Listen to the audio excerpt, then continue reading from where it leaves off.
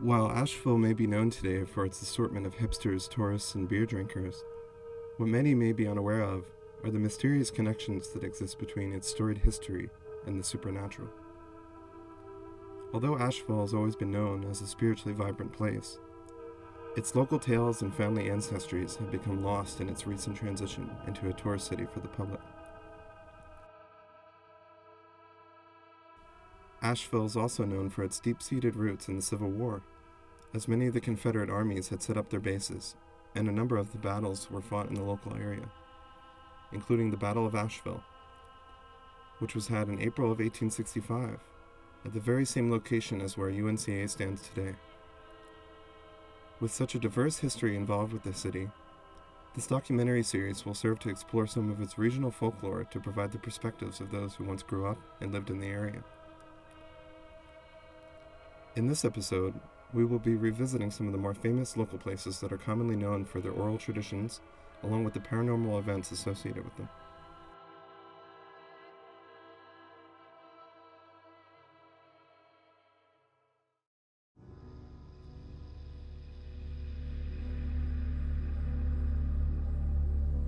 During the turn of the century, Asheville was a bawdy and violent city.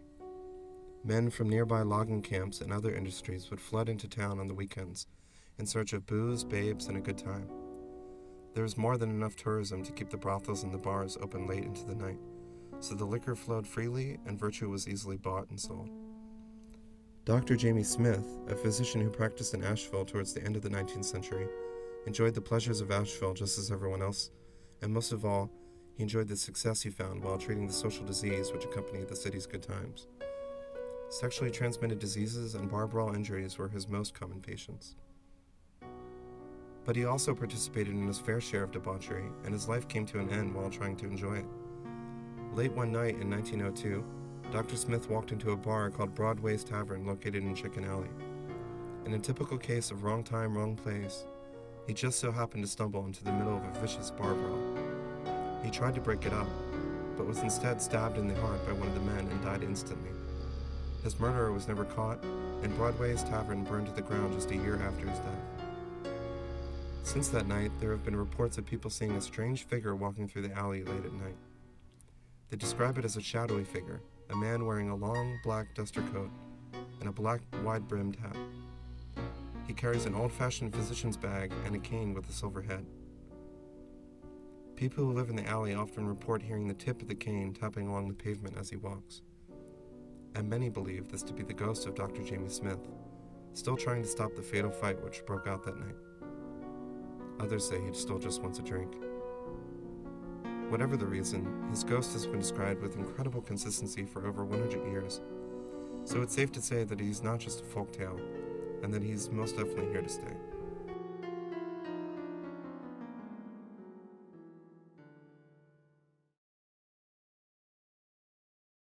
With over 13,000 residents sleeping under 87 acres of rolling hills, this next location has a rich history in housing the dead. Riverside Cemetery, established in 1885 by the Asheville Cemetery Company, was created from a desperate need for burial grounds outside the city of Asheville. Planned as a garden-style cemetery, it would be built to serve as both a final resting place as well as an expansive park for the living to roam and enjoy.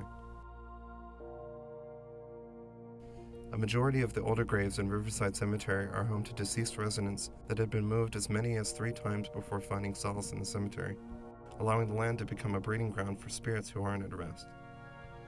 Because many bodies were moved at its beginnings, you can find gravestones in Riverside Cemetery predating 1885, and there are over 5,000 unmarked graves at the location.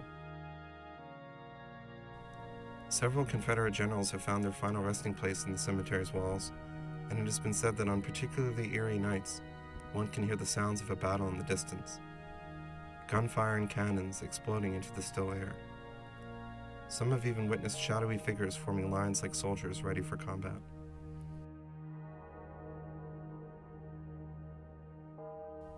A number of famous faces lie underneath the soil, including Thomas Wolfe. Wolfe died of pneumonia in 1938, 18 days before his 38th birthday, and is buried in Riverside Cemetery next to his parents and siblings. At his gravestone, you can find a collection of pens and small tokens, as admiration from his fans who continue to leave them for him into the afterlife. Considered by some to be one of the most historical sites in the city of Asheville, the Thomas Wolfe House is still to this day located on North Market Street. The house itself was built in 1883, but since 1950 it has been open to the public as a museum and is now known as being a National Historical Landmark. Thomas Wolfe himself is widely known throughout the country as being one of the most prominent American literary figures of the early 20th century. Having been born and grown up in Asheville, the home itself was used as an inspiration for his first novel, Look Homeward, Angel, and as such, the story has an autobiographical quality to it by nature. In the late 90s, the home had been the result of an infamous arsonist fire during the Belle Share Festival, losing a combination of roughly 35% of its architecture and memorabilia. However, much effort and financial investment was put into renovating it, and in 2004 it was reopened again as a famous visitor attraction. Although there are no ghastly tales that are specifically associated with the home, it is known that Thomas Wolfe's brother had died in one of the upstairs rooms, and since then, it has been rumored that his spirit still occasionally appears in the form of an orb. There have also been whispers of seeing a faint figure sitting upstairs in a rocking chair. If this wasn't unique enough, however, the home is also said to have had other occasions of unexplainable phenomena over the years. There have been sightings of a female ghost in the dining room, as well as the soundings of an unknown phantom typewriter in the late hours of the night.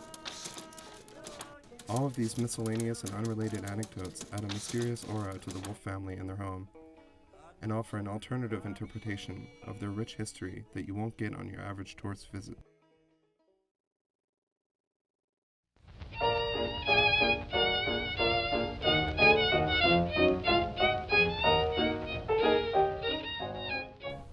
The Grove Park Inn is a staple of Asheville, North Carolina. A beacon of wealth and decadence, the Grove Park sits upon Sunset Mountain overlooking Asheville. The original property covered over 400 acres, and the inn itself features over 50,000 square feet of space. Construction began in 1911, and it opened in July of 1913. Several people of celebrity status have stayed at the inn throughout the years, from Gershwin and Houdini to William Shatner. However, the most notable guest has never left, the Pink Lady. My name is Tracy Johnston Crum, and I'm the Director of Public Relations and Community Outreach here at the Omni Grove Park Inn. I also happen to be the inn's historian.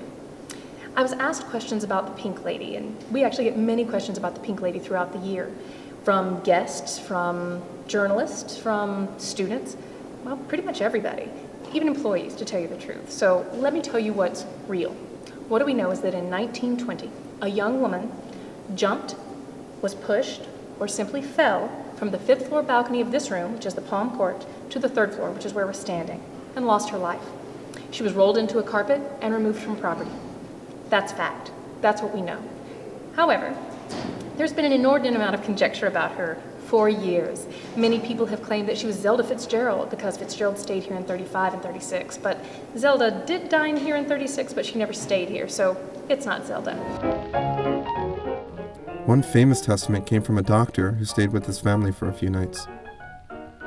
He left a note upon checkout asking the staff to thank the lady in the pink ball gown.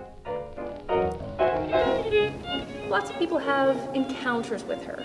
I've had a personal encounter. We have different guests have them all the time, and they come back and report them to us. We've seen images of her as a pink orb or a pink mist, and that's why she is referred to as the Pink Lady.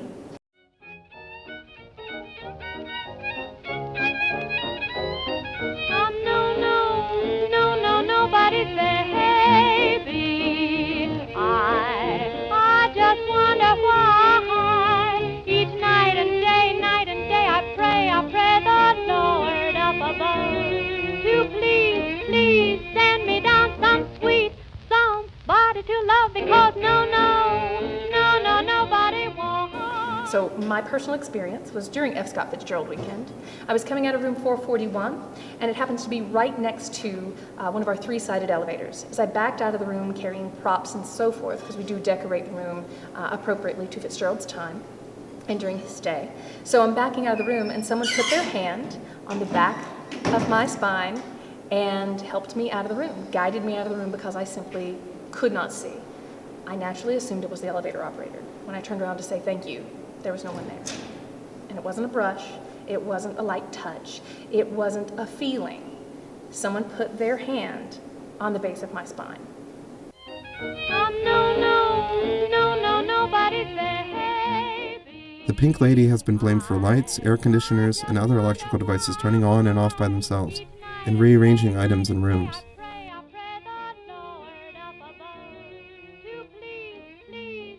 The Pink Lady. She's particularly attached to room 545, whom many believe is the closest room to where she fell from the 5th floor balcony. Won't someone hear my plea? Come take a little chance with me, because I'm nobody's baby now.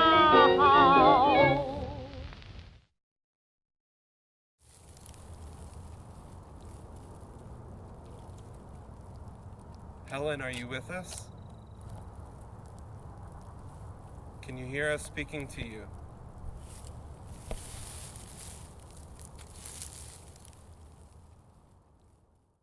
The year was 1909. A bridge, made of stone, was constructed as a carriageway to grant the Zealandia estate access to the surrounding town outside of Bukacher Mountain. A young woman, Helen, lived nearby in these mountains. Her days were happy when spent with her beloved daughter, until tragically, this young girl died in a house fire, some say in the very same Zealandia mansion.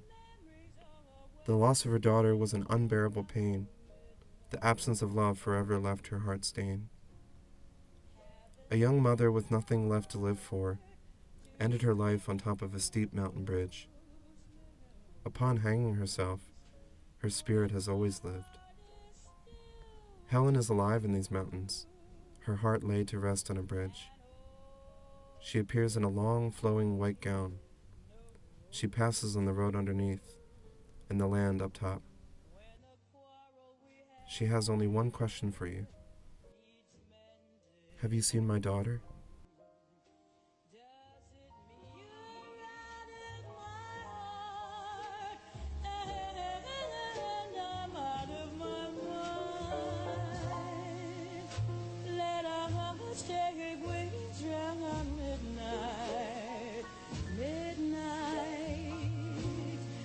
Let the angels sing for your returning, till our love is safe and sound, and oh, midnight comes around.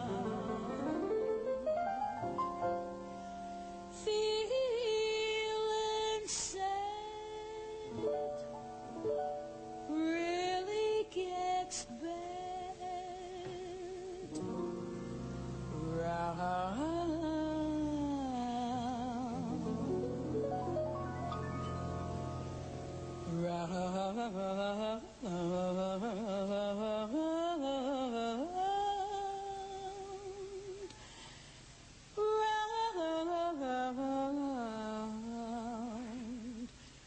midnight.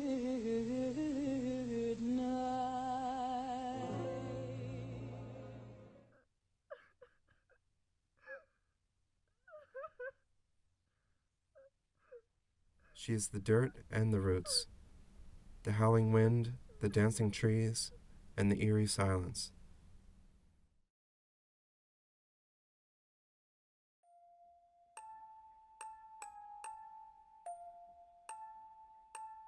All of the stories that we have documented were difficult to come by and passed along by word of mouth. However, the consistency by which they have lingered on, been shared, and changed with each account can be understood as the blurred line that exists between historical fact and personal experience. While many never will quite know what exactly goes on at any of these places when no one is around, we will leave it up to the audience to decide and go find out for themselves. Have you discovered what lies beyond the inside and out?